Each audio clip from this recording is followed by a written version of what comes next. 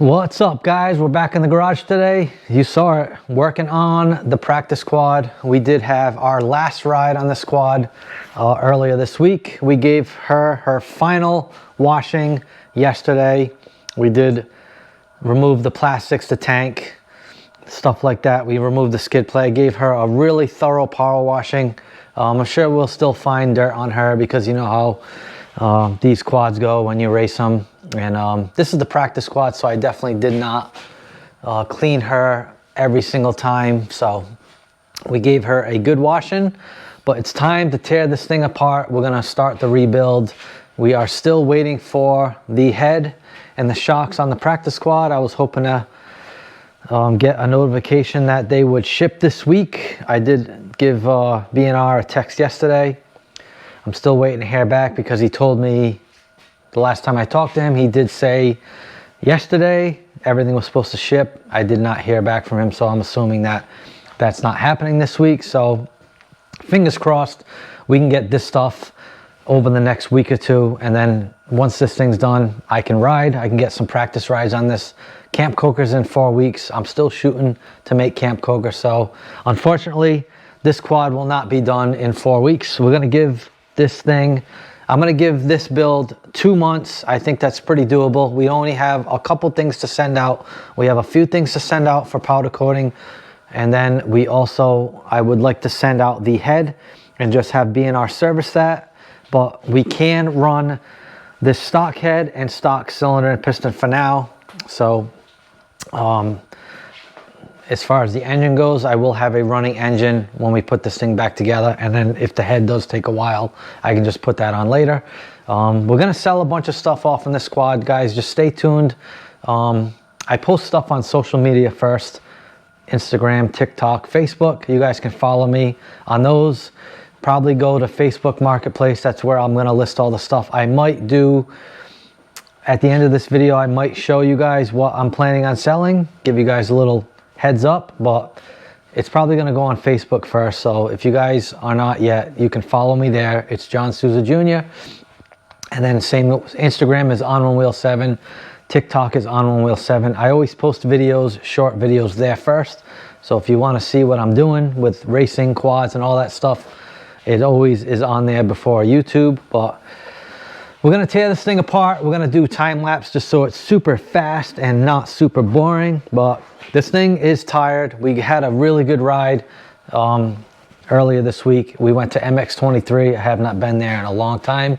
We had a good ride, but this quad's tired. I've been telling you guys, and I'm starting to feel it. You know, it's just, there's a lot of stuff that's loose, and it's time. It's time, guys, all right? I made it through the winter, pretty much. Got a lot of time in this girl. She has 80 hours on her. Never had any issues with the exception of just cracking the frame, which is my own fault.